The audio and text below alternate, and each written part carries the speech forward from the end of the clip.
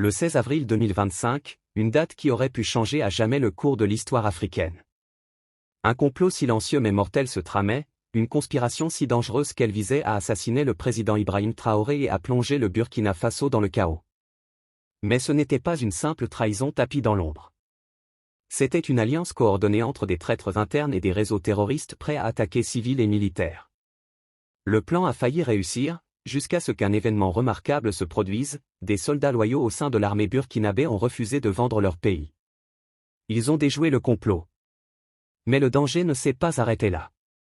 Voici où l'histoire prend une tournure inquiétante. Le cerveau du coup d'État, au lieu de se cacher, s'est réfugié dans les bras d'un autre État africain, accueilli, non puni. Pourquoi la Côte d'Ivoire protégerait-elle quelqu'un qui a tenté de détruire le Burkina Faso de l'intérieur? S'agit-il de politique, ou de quelque chose de bien plus sinistre? Et l'architecte présumé de ce complot n'est ni un rebelle, ni un agent étranger, mais Abdrahmane Bari, un officier de haut rang issu des propres rangs de Traoré. Que se passe-t-il vraiment dans les coulisses de l'Afrique de l'Ouest? Décomposons cela. Imaginez un homme chargé de la sécurité du pays devenant son ennemi. Bari avait accès à des informations militaires ultra-sensibles de haut niveau. Conscient du désastre que cela pouvait provoquer, il les a transmises à des chefs terroristes au lieu de les protéger. Ce n'était pas une erreur, pas un faux pas, c'était une trahison délibérée. Malgré la certitude que des vies innocentes seraient perdues, il a agi. Pourquoi? Le pouvoir? La vengeance? L'argent? Bari a trahi non seulement le gouvernement, mais chaque Burkinabé croyant en la paix, l'unité et un avenir libéré de l'anarchie soutenue par des forces extérieures. Ce type de trahison fracture les nations de l'intérieur. Mais Bari n'a pas agi seul. Il a utilisé son influence pour rallier d'autres à sa cause perverse. Des promesses de richesse, de pouvoir et de postes prestigieux ont séduit des officiers de l'armée burkinabé, des soldats ayant juré de défendre le pays. S'ils avaient contribué à la chute de Traoré, le désastre aurait été total. Pire encore, Bari a contacté l'organisation de milices VDP, les payant et semant des graines de trahison dans leurs esprits, les incitant à se retourner contre la nation qu'ils étaient censés protéger. Ce n'était pas seulement une tentative de coup d'État, c'était une guerre psychologique. Pendant que les autres jouaient aux dames, Bari jouait aux échecs. Puis, il a disparu. Volatilisé, sans laisser de traces. Pendant des semaines, personne ne savait où il était, jusqu'à ce que les services de renseignement burkinabé fassent une découverte terrifiante, Bari s'était réfugié en Côte d'Ivoire. Selon des sources, un plan pour éliminer Traoré et plonger le Burkina Faso dans un chaos total est toujours en cours, organisé depuis Abidjan, avec un nouvel objectif, frapper avant juin 2025. Cela va au-delà de la simple trahison, c'est une guerre secrète, et le temps presse. Le 16 avril, ils ont échoué. Mais ils n'ont pas abandonné, ils ont simplement repoussé la date. Aujourd'hui, la nouvelle échéance est avant juin 2025. Ce n'est pas seulement préoccupant, c'est dévastateur. Pendant des années, nous avons accusé l'Occident de semer le chaos et la division en Afrique. Mais que faire quand ce sont vos propres compatriotes qui sèment la discorde? Ces Burkinabés ont trahi tout ce que leur nation représente, la paix, la stabilité, le progrès. Ils se moquent des transformations de Traoré, de ses réformes audacieuses, de la fierté nationale, de l'espoir. Pourquoi? Pourquoi un Africain choisirait-il d'aider des étrangers à détruire ce que nous commençons enfin à construire? Et voici ce qui rend la situation encore plus douloureuse, la Côte d'Ivoire, notre prétendu frère, un pays voisin, a choisi de protéger ses traîtres. Imaginez, au lieu de soutenir le Burkina Faso et de coopérer avec nos autorités pour appréhender ces criminels, ils leur ont déroulé le tapis rouge. Pas un mot de condamnation, pas une déclaration officielle, rien d'autre qu'un silence. Un silence qui en dit long. Et cela ne s'arrête pas là, ces ennemis du peuple burkinabé n'ont pas seulement trouvé un refuge, mais un lieu pour continuer à comploter, à planifier, à détruire la paix. Soyons clairs, quiconque observe la situation peut voir pourquoi. Le président ivoirien Alassane Ouattara n'agit pas seul. C'est une marionnette manipulée par ceux qui interfèrent dans les affaires africaines depuis des décennies, la France. Rappelons-nous qu'en 2011, la France a pleinement soutenu son accession au pouvoir. Depuis, il a joué son rôle, défendant les intérêts français plutôt que l'unité africaine. Cela va au-delà de la politique, c'est personnel, c'est calculé, c'est dangereux. Mais creusons plus loin. L'histoire d'Alassane Ouattara ne se limite pas à la politique. Elle repose sur une planification et une manipulation à long terme, commanditées il y a des décennies. En 1968, à seulement 26 ans, la France l'a placé à un poste au Fonds monétaire international. Ce n'était pas un hasard, c'était le début d'un plan minutieux.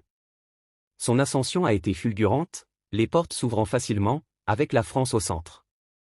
En 1973, il est nommé chargé de mission à la Banque centrale des États de l'Afrique de l'Ouest, à Paris. 2 ans plus tard, une nouvelle promotion. En 1983, la France s'assure qu'il devient vice-gouverneur de la BCEAO. La marionnette était assemblée, pièce par pièce. À partir de là, le jeu devient plus sordide. En coulisses, la France sabote l'économie ivoirienne tout en préparant Ouattara pour le pouvoir. Oui, le même pays qu'il prétendait aider. La croissance est étouffée, les politiques sont manipulées, l'économie commence à s'effondrer. Ce n'était pas un accident, mais un sabotage. Et quand la Côte d'Ivoire est au bord du gouffre, noyée dans une crise économique, qui apparaît? Ouattara, l'homme que la France a placé dans toutes les grandes institutions financières, celui qu'elle a formé pendant des années. Il est présenté comme le sauveur de la Côte d'Ivoire. Mais l'objectif n'a jamais été de protéger la nation, il s'agissait de contrôle. C'est ainsi que le leadership ivoirien a été façonné par la France. Ils ont utilisé la manipulation économique et un homme nommé Alassane Ouattara, pas des tanks ni des coups d'État. Alors que l'économie ivoirienne sombrait dans la catastrophe, la France, loin de reculer, a redoublé d'efforts. Ouattara est retourné au Fonds monétaire international, FMI, avec le plein soutien de la France, cette fois en tant que directeur du département Afrique, tout en étant nommé conseiller du directeur général du FMI. Un double rôle destiné à accroître son rayonnement mondial. Il était positionné sur la scène internationale. 4 ans plus tard, il revient à la Banque centrale des États de l'Afrique de l'Ouest, BCEAO, mais pas comme simple fonctionnaire, il en devient gouverneur, un poste stratégiquement basé en France. À ce moment-là, l'économie ivoirienne survivait à peine, le mal était fait. Le moment était venu pour la France. Le piège était tendu.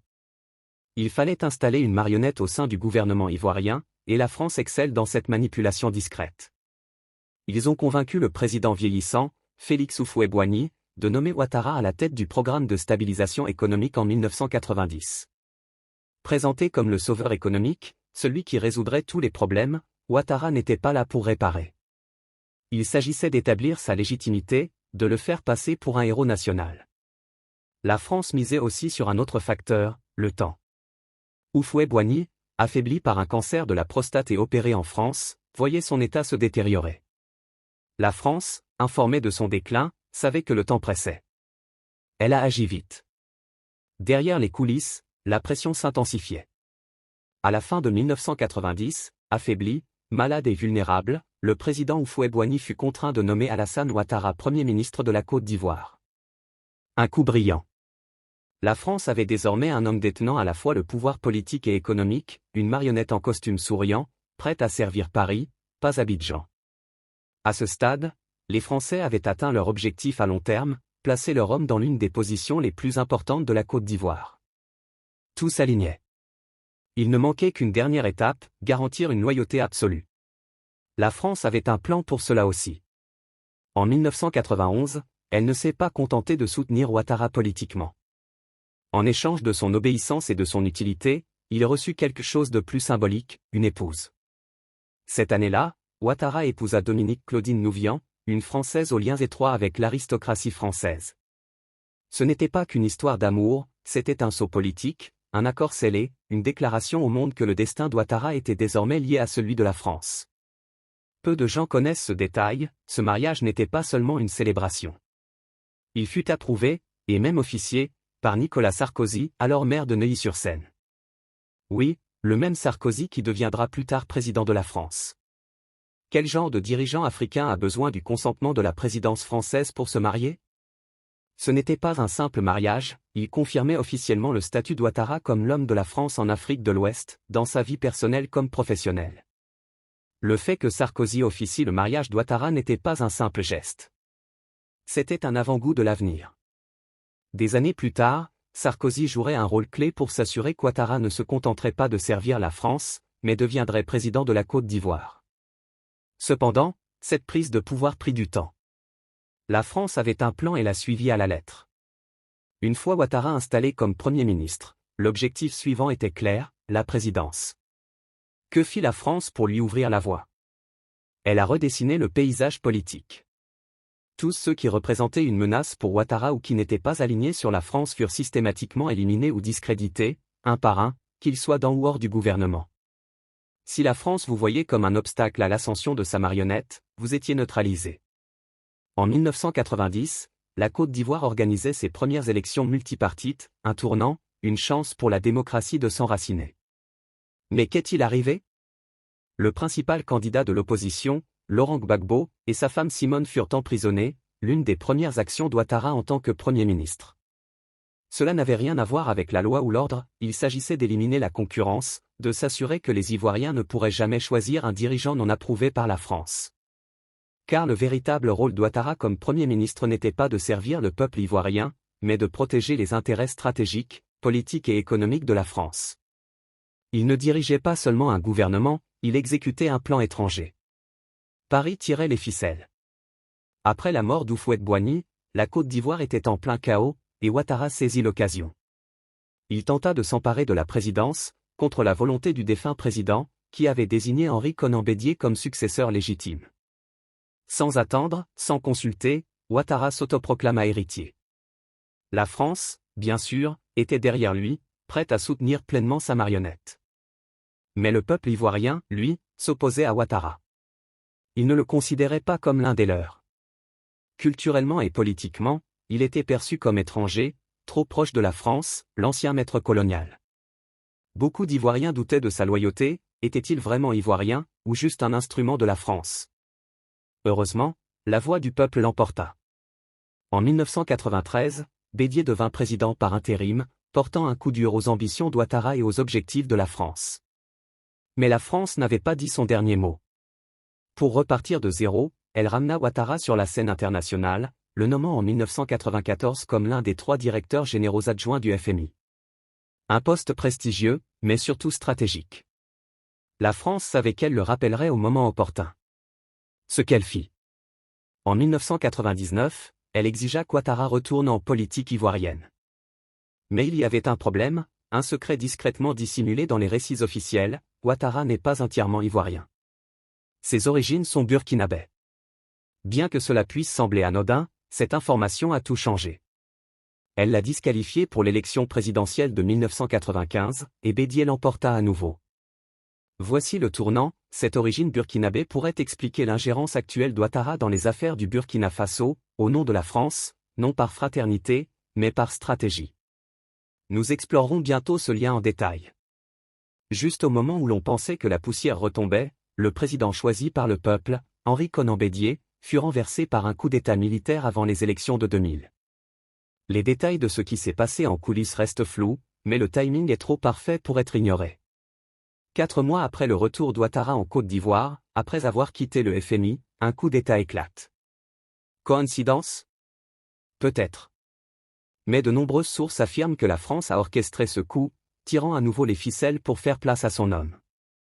Pourtant, un problème persistait, en raison de ses origines burkinabais, Ouattara fut interdit de se présenter aux élections de 2000. Qui l'emporta alors? Laurent Gbagbo, celui qu'Ouattara avait emprisonné des années plus tôt. Les rôles s'inversaient. La France était furieuse. Et quand la France est en colère, elle ne se contente pas de protester, elle livre une guerre économique. Pendant les 10 années suivantes, elle utilisa tous les moyens possibles pour affaiblir Gbagbo, non pas pour critiquer son mandat, mais pour le saboter, mettant la Côte d'Ivoire dans une situation financière critique. La France a mobilisé les soutiens d'Ouattara au sein d'organisations internationales, y compris le FMI. L'aide fut stoppée, les prêts bloqués, la restructuration de la dette sabotée.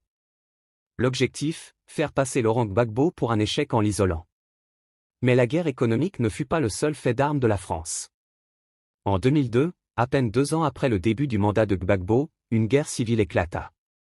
Impossible d'ignorer le schéma. Il est largement admis que la France a soutenu la rébellion en armant les partisans d'Ouattara dans le Nord. Ce n'étaient pas de simples combattants rebelles, ils étaient positionnés pour semer le chaos et diviser la nation. Cela vous rappelle quelque chose? Car ce n'est pas seulement de l'histoire. Ils utilisent exactement le même manuel aujourd'hui pour déstabiliser le Burkina Faso, un pion en coulisses, des mains étrangères dans l'ombre. À quelle fréquence l'Afrique tombera-t-elle dans ce piège?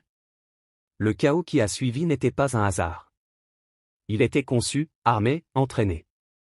Les rebelles d'Ouattara dans le nord ont commis des actes de violence délibérés. Résultat, la Côte d'Ivoire fut coupée en deux par une guerre civile brutale. Les forces d'Ouattara contrôlaient le nord, le sud restait fidèle à Laurent Gbagbo, président démocratiquement élu. C'était le prétexte idéal pour l'intervention française. Des troupes françaises furent envoyées pour rétablir la paix dans le nord, mais elles agissaient en réalité comme des exécutants du pouvoir, pas des artisans de paix. Le conflit dura près de 10 ans. 10 ans de carnage, de ruines, de sang, une génération entière élevée dans la guerre, une économie détruite, un pays en lambeaux. Puis, au milieu de cette désolation, une élection présidentielle eut lieu en novembre 2010. Le peuple, épuisé, désespéré, aspirait à un semblant d'espoir. La France joua sa dernière carte, présentant Alassane Ouattara, l'homme à l'origine de la division et du conflit, comme le sauveur. Avec l'aide militaire française et un soutien international, Ouattara lança une offensive finale. Son armée de rebelles ne se présenta pas aux urnes, elle conquit le pays. Ce ne fut pas propre. La Côte d'Ivoire brûla pendant plus de 3 mois. Les rebelles soutenus par la France et les soldats de Gbagbo s'affrontèrent dans des combats acharnés. Abidjan, le poumon économique, devint un champ de bataille, et le nombre de morts s'envola. Puis commença le chapitre le plus sombre. Les forces d'Ouattara, en marche vers la résidence présidentielle, laissèrent derrière elles un sillage de misère. Des milliers de civils furent tués, plus d'1 millier massacrés dans une seule ville. Des vies innocentes effacées. Était-ce là le « sauveur » vanté par la France? Un leader porté au pouvoir par des massacres, des forces étrangères et une guerre civile. Sous couvert de démocratie, ce fut une prise de pouvoir hostile. Et maintenant, il traite le Burkina Faso de la même manière, la marionnette, le maître, le même manuel, seul le pays change. Pourtant, Laurent Gbagbo ne céda pas facilement. Malgré le carnage, il tint bon avec des soldats ivoiriens loyaux. Quand l'opposition devint trop forte, que fit Ouattara? Il appela Nicolas Sarkozy, alors président de la France et vieil ami. Soudain, le dernier acte s'enclencha. Le 3 avril, Sarkozy transforma un hôtel de luxe à Abidjan en centre de commandement, ordonnant aux forces d'élite françaises de protéger Ouattara. Puis, il envoya 1500 soldats français à la résidence de Gbagbo, sans mandat du peuple ivoirien. Ils ne se contentèrent pas de l'encercler, ils la détruisirent. Hélicoptères, roquettes, chars. Il ne resta que des gravats de la résidence présidentielle. Gbagbo fut finalement capturé, et Alassane Ouattara, marionnette de la France, fut couronné roi en 2011. Depuis ce jour, les Ivoiriens n'ont plus jamais eu le contrôle total de la Côte d'Ivoire. En coulisses, la France tire les ficelles, discrètement, habilement. Le même schéma se répète aujourd'hui au Burkina Faso. Réfléchissez, Traoré n'est pas un dirigeant ordinaire. Il est le pire cauchemar de la France, un anti-impérialiste intrépide, héritier de Thomas Sankara, qui ose défier la France et révéler ses mensonges. Pire encore, il a déclenché une révolution dans le Sahel, changeant le cours de l'histoire africaine. Grâce à Traoré et aux leaders militaires du Niger et du Mali, la France a perdu le contrôle. Fini l'uranium nigérien, fini l'or burkinabé. La France est furieuse. Que fait-elle? Elle revient à ce qu'elle maîtrise le mieux, la manipulation et la déstabilisation. Le complot pour assassiner Traoré, les rebelles, le refuge offert par la Côte d'Ivoire, c'est le même manuel. Créer le chaos, financer des traîtres, protéger les conspirateurs, et remplacer le révolutionnaire par une marionnette quand le moment sera venu. Mais cette fois, le monde regarde. L'Afrique observe. La question n'est plus ce que fait la France, mais si l'Afrique laissera l'histoire se répéter, ou si elle brisera enfin ce cycle. Quel meilleur outil pour la France que sa propre marionnette, Ouattara, pour renverser Traoré et reprendre le Burkina Faso? Depuis des mois, le président Traoré tire la sonnette d'alarme sur la collaboration de la Côte d'Ivoire avec la France pour déstabiliser le Burkina Faso. Beaucoup ne le croyaient pas, pensant à du bluff politique. Mais les faits sont désormais incontestables, les traîtres qui ont planifié l'assassinat de Traoré se sont réfugiés en Côte d'Ivoire. Pourquoi? Parce que tout le plan a été conçu là-bas. Les ordres venaient d'Abidjan. Cela devient encore plus clair, Ouattara, fidèle exécutant de la France, a un lien direct avec le Burkina Faso. Il y a des racines, des relations durables, des réseaux. Qui mieux que lui, avec un pied en Côte d'Ivoire et un autre au Burkina Faso, pour mener cette mission? Quand la France a décidé d'éliminer Traoré et de reprendre le contrôle, c'est probablement ce qui s'est passé. Les preuves s'accumulent, un président marionnette, un maître étranger, et une tentative clandestine pour faire taire l'une des dernières voix anti-impérialistes d'Afrique. Mais cette fois, le complot est dévoilé. Et les peuples se réveillent, pas seulement au Burkina Faso, mais à travers le continent. Ouattara, soutenu financièrement et politiquement par la France, n'a pas seulement offert un refuge aux traîtres visant le Burkina Faso. Il leur a fourni un centre d'opération, un accès aux ressources ivoiriennes, une protection étatique, et l'opportunité d'élaborer une stratégie complète pour renverser Traoré et déstabiliser tout le pays. Mais quelque chose d'inattendu s'est produit, le plan a échoué. Et maintenant, sous la protection d'Ouattara, ces traîtres sont retournés à leur base opérationnelle à Abidjan, où ils se cachent en plein jour. Récemment, Traoré a été la cible de la Côte d'Ivoire. La presse ivoirienne a publié des articles négatifs sur lui, le qualifiant de dictateur, l'accusant d'incompétence, voire de génocide, dans le but de ternir sa réputation. Vous serez peut-être intéressé d'apprendre que la Côte d'Ivoire a déjà été impliquée dans des tentatives de coup d'État contre Traoré. Selon des rapports, Ouattara a conspiré avec la France pour renverser Traoré lors d'au moins 3 tentatives de coup d'État au Burkina Faso. Il aurait transféré des fonds français à des soldats rebelles de l'armée burkinabé pour faciliter la chute de Traoré. C'est pour cette raison que, l'année dernière, devant des milliers de personnes au Palais des Sports de Ouagadougou, Ibrahim Traoré a lancé un avertissement audacieux, initialement ignoré par beaucoup, mais qui s'avère aujourd'hui tragiquement exact. Sans retenue, il a dénoncé le véritable ennemi, non seulement les terroristes, mais aussi les impérialistes tapis dans l'ombre, semant la discorde. Il a accusé la France de chercher à déstabiliser non seulement son pays, mais toute l'Afrique de l'Ouest, en pillant le Burkina Faso. Nous n'avons rien contre le peuple ivoirien, mais nous avons un problème avec ceux qui gouvernent la Côte d'Ivoire, a-t-il déclaré sans détour. Il a révélé une affirmation controversée à l'époque, un centre opérationnel à Abidjan, financé par la France et soutenu par le Bénin et la Côte d'Ivoire, vise à déstabiliser le Burkina Faso. Beaucoup y ont vu de la paranoïa, mais aujourd'hui, les traîtres se sont réfugiés à Abidjan, la ville exacte dont Traoré avait averti. Le plan qu'il dénonçait se réalise progressivement. Cela nous confronte à une vérité douloureuse, dans quel genre d'Afrique vivons-nous, où une nation collabore avec des puissances étrangères pour détruire une autre? Nous proclamons souvent notre désir d'unité, mais comment l'atteindre quand la trahison est devenue une marchandise? Le cœur du dilemme africain réside dans des politiciens comme Ouattara, prêts à vendre leurs voisins pour le pouvoir. Nos frontières revendiquent la souveraineté, mais nos actions révèlent souvent faiblesse, division et vulnérabilité à la manipulation. Quand apprendrons-nous? Tant que des traîtres au sein de nos rangs et des Africains comme Ouattara seront prêts à abandonner leur peuple pour leur profit, nous resterons piégés dans le même cycle de contrôle étranger, de troubles internes et d'avenir volé. Mais le changement est possible. Le jour où les Africains se lèveront, non seulement pour protester, mais pour défendre des principes, le changement arrivera. Le jour où nous placerons le patriotisme au-dessus des pots de vin, l'unité au-dessus de la trahison, la loyauté au-dessus des profits, l'Afrique commencera à guérir. Des leaders comme Traoré ne seront plus seuls, les Africains seront derrière eux. Dites-nous ce que vous pensez dans les commentaires ci-dessous.